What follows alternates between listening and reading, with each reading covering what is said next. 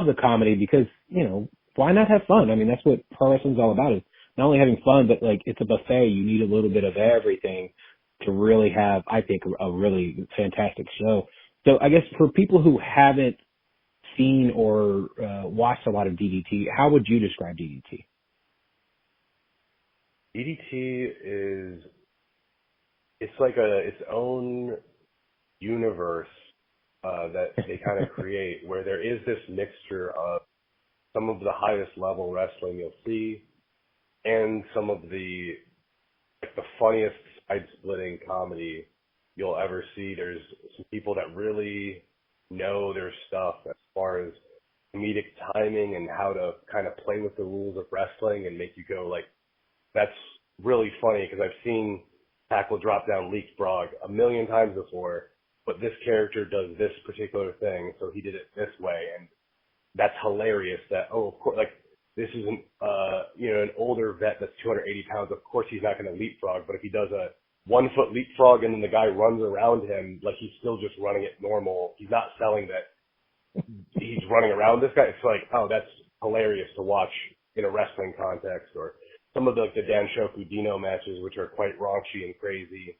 But you'll also see, I remember in 2017, everyone knows Konosuke Takeshita now as one of the top, wrestlers, one of the top talents in the world.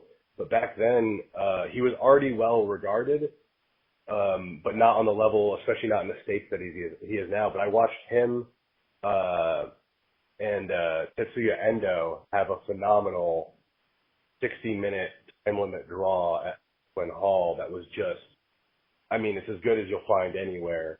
And, these are these two young guns, going at it for 60-minute Broadway.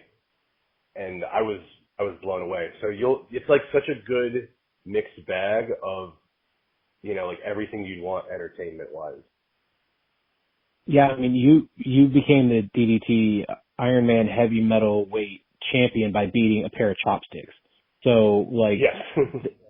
And that's what's so funny, because, the Hiromu recently lost the exact same belt to not only his other title, but to a phone. And so, like, that comedy aspect of it has always been there. And, people don't like talking about Joey Ryan very much anymore because of what happened. I completely understand.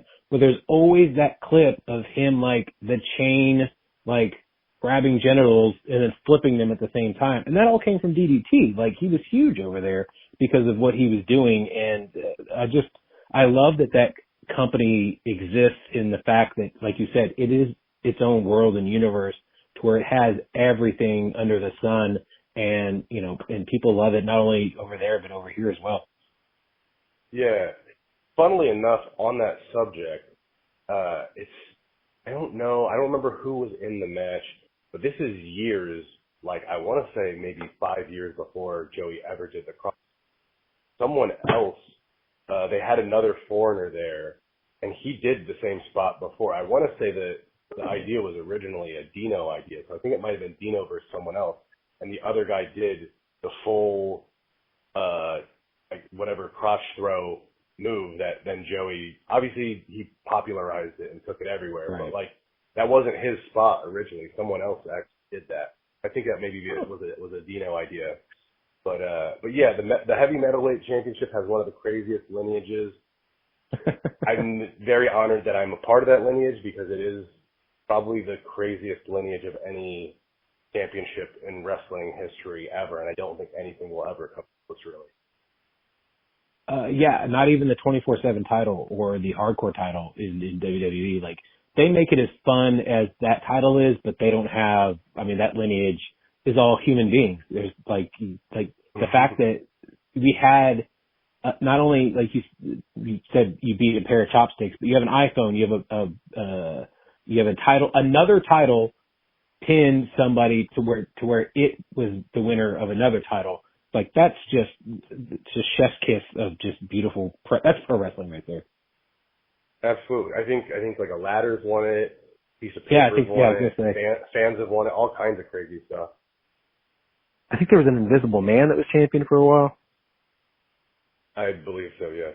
Yeah. I just love that stuff so much.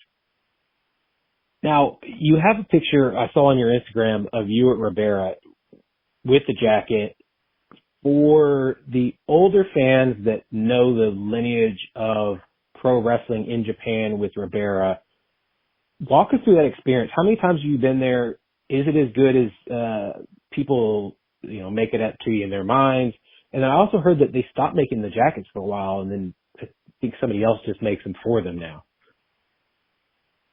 Yeah, I'm not sure who actually produces the jackets anymore, if it's them or if they have like they outsourced to a company. I've probably been to Ribera, maybe 6 or 7 times. I went Nice. 3 or 4 times back when I was with DDT, but obviously I wasn't big enough star at all to get a jacket back then. But I did get to enjoy steaks back then, and then coming back with New Japan, Tommy and I were able to get our jackets, and then last year when we back with Jarrell, we completed the Trinity and got him his jacket as well. I love that steakhouse. I like to get I believe it's the Akabono cut. It's the bigger, fattier cut. Perfect for after a match, definitely. And the corn soup is delicious. Yeah, definitely after. And I think you have to use, they have this I think it's a garlic sauce. Definitely put it all over your steak. Ooh. And I think it's delicious. Yeah. But also it's just the experience of being there and seeing all the crazy old pictures that they have just lining the walls everywhere of, every wrestling star you can imagine on those walls. And it's a really cool thing to be part of if you're a wrestler or if you're a wrestling fan. And I'm extremely honored to be part of that brotherhood that has the jacket. Did you wear Zubaz there? That's a great question. People can fact check me because they can go on my Instagram and check. I don't think I wore Zubaz. They for sure weren't Zubaz, but I might have wore like Atomic's pants or something. I don't remember though what I had exactly.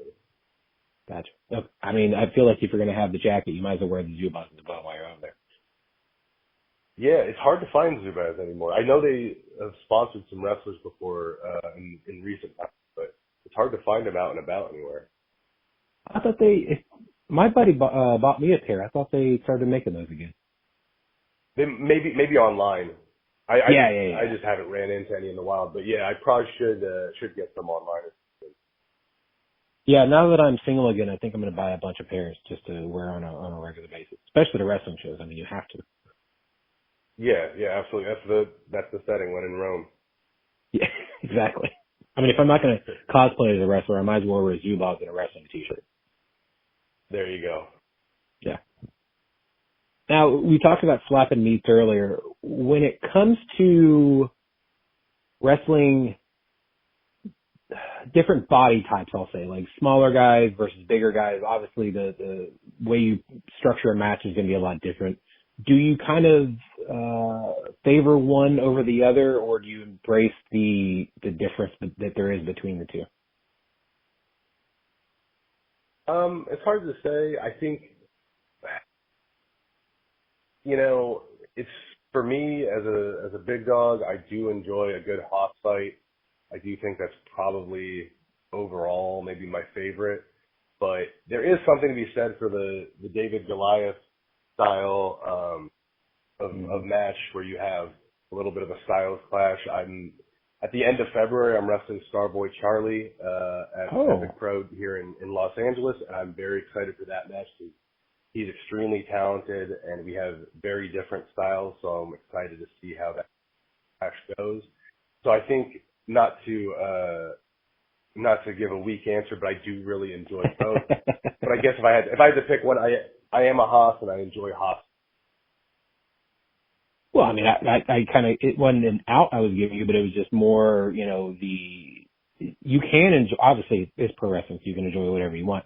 But, I understand, the challenge of, like you said, a David versus Goliath versus, a meat fight, and there's nothing wrong with either one.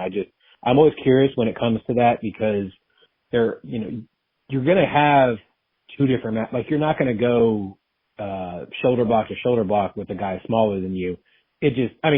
Comedy wise you could, but in a regular match where you're trying to show off your size, probably doesn't work out as well. But I understand, like, especially putting those kind of matches together, like, it's always interesting to me about that. Now, speaking of which, like, you worked singles and tag quite a bit, you know, with your partner, Jarrell Nelson in the West Coast Wrecking Crew. When it comes to putting together those kind of matches, is there one you prefer, or do you, again, enjoy the challenge of having, you know, trying to work a match with 4 guys?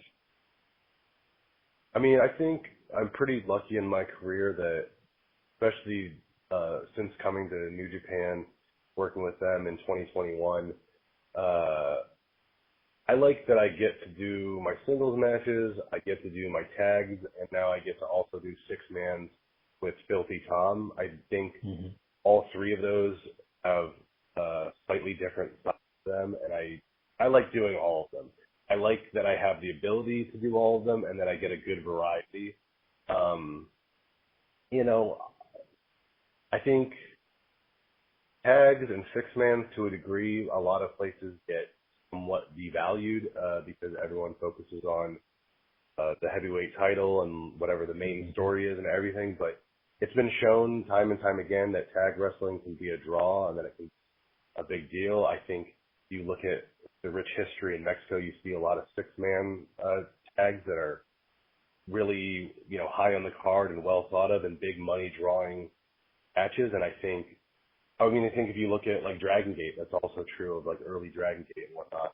I think all 3 styles are different but viable and great. And I really like doing all of them.